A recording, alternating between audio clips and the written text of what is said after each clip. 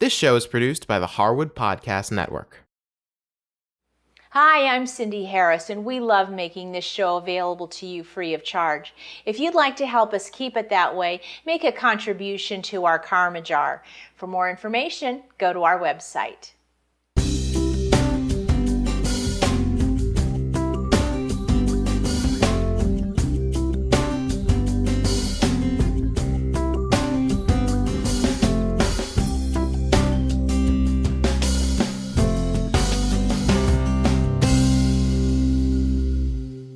Today I've made a batch of these delicious fresh strawberry cupcakes.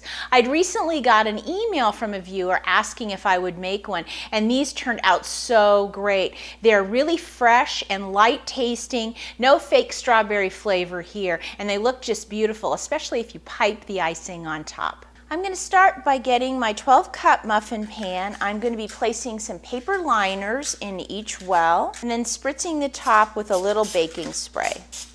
I'm going to set that aside and get my strawberries ready.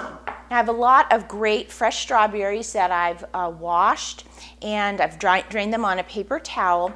I'm going to take and I want to pick out 12 of the nicest ones. They don't need to be big because these are going to garnish the top of the cupcakes. So I want some that are sort of this smaller size. So I'm going to pick 12 of those out and set them aside. And then with the rest, I'm going to take my paring knife. I'm going to take the center out and then slice them up. I want to end up having 2 cups of sliced strawberries.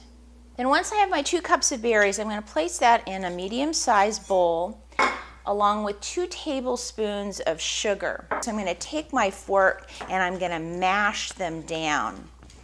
As you can see, it really releases a lot of juice, which is what I want, and make sure that all of the berries have been mashed a little bit. We don't want any big pieces. I'm going to let the berries sit to the side while I get my batter ready. Now I have a 1/2 cup of butter that I'm going to cut in half lengthwise twice and then cut into some cubes. Now for my VFFs out there, you'll notice I don't have my glass bowl yet. It's supposed to come later today, so we have to wait till another episode to where I can show it to you. And to the butter, I'm going to add 3/4 cup of sugar, and I'm going to let this spin for about 3 minutes. Now after the 3 minutes, I want to take my spatula, I want to scrape down the sides, and then to that mixture, I'm going to add 1 egg plus 2 egg yolks, a 1/2 cup of milk or half and half, and 2 teaspoons of vanilla. Then I'm going to let this cream until everything comes together.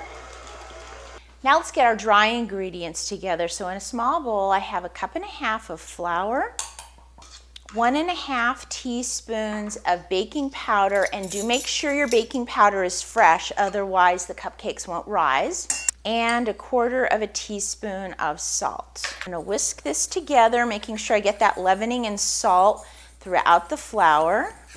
And with the mixer on slow, I'm going to start sprinkling that flour in. And once the flour gets in, I'm going to stop the mixer, and it's time to get our berries in. Now you can see we have a whole lot of liquid in here, which I don't want that in the cake batter. I do want to use it in the frosting.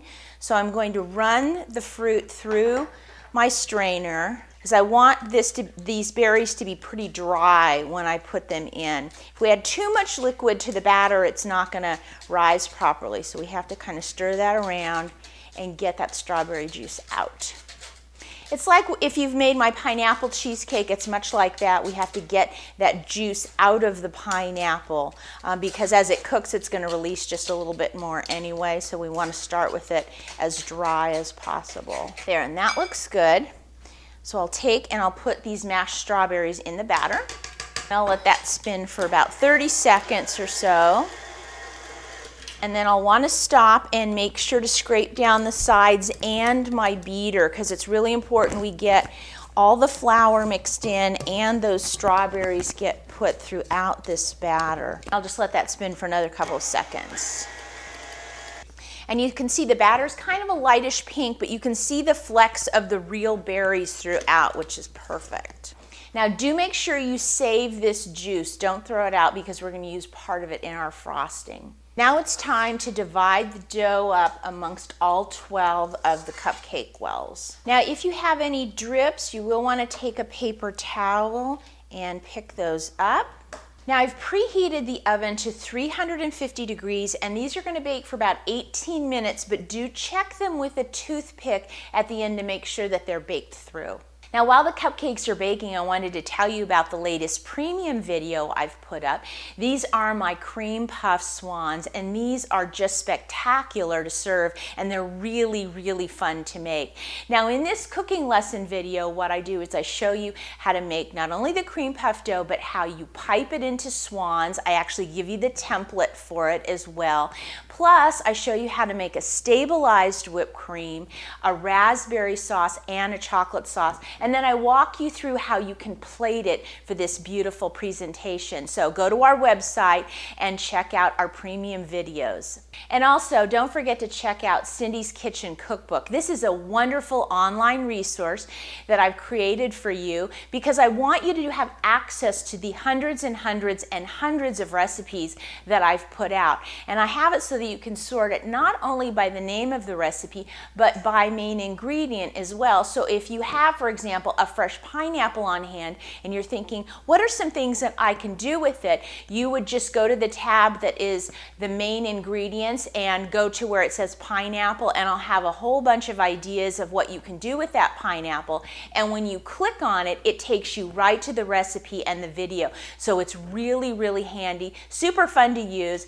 And also if you're a kitchen gardener, I've got links for all the recipes of things that you actually grow in your garden, plus a timeline for the things that you plant and when you harvest them. So the Cindy's Kitchen Cookbook is a great resource for any home chef. So check that out by going to our website too. Now I'm going to let these set in the pan for about 5 minutes and then I'll remove them and put them on a cooling rack to cool the rest of the way. Now we're going to make our strawberry frosting. Now I'm going to be using my standing mixer with the whisk attachment, but you could use a hand mixer if you want. I'm going to start by putting in 4 ounces of Philadelphia cream cheese. This is the full fat cream cheese. And then 1/4 cup of butter. And I'm going to cut the butter into some small cubes. And I'm going to get this creaming until it starts to get fluffy. Next, I'm going to stop the mixer. I'm going to put in 1 teaspoon of vanilla. And then this is where our reserved strawberry juice comes in. I'm going to pour out 3 tablespoons. And then I'm going to cream that in. Now after about 30 seconds, I'm going to want to stop and scrape down the bowl because sometimes that butter gets stuck to the sides and I want that strawberry to get mixed in. So I'll let that spin just a little bit more.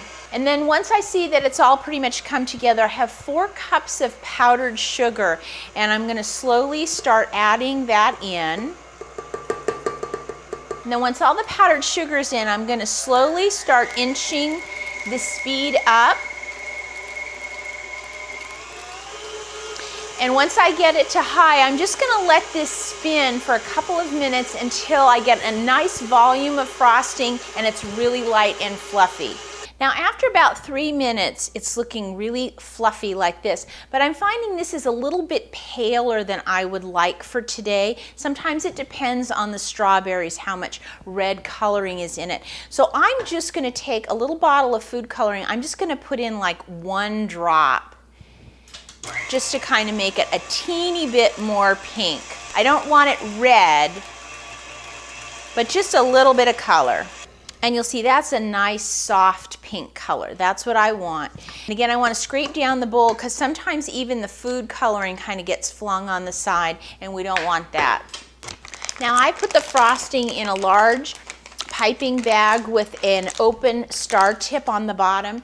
Now if you find that the day you're making this frosting it's very warm out, you may want to put the frosting in the refrigerator for maybe 20 minutes or so. That will kind of stiffen up the cream cheese and the butter again, because if it gets super soft, it may be a little loose for you to pipe. But today it's okay for me. So I'm just going to take and make a big swirl on top of each cupcake. And I'm going to take my leftover strawberries, they're nice and dry now, and I'm going to leave the stems on, and I'm just going to place them right in the center of the cupcake, just like this. Now you will want to store these cupcakes in the refrigerator because of the cream cheese in that frosting. I recently got an email from a viewer asking me to taste and describe the things that I cook. And I wasn't really sure if I should do that, so I put a question out to my VFFs on my video blog saying, do you think I should do this? And the overwhelming response was yes, we want to hear you describe the things that you're making and what they taste like. So I am going to do that today. I'm going to take a bite. I want to show you the inside. You can actually see little flecks of the strawberries in there, so I really like that. It lets me know that there is fruit in this batter.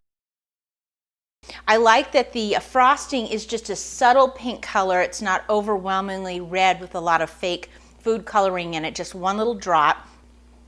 The frosting is really smooth and it has a nice fresh strawberry taste to it.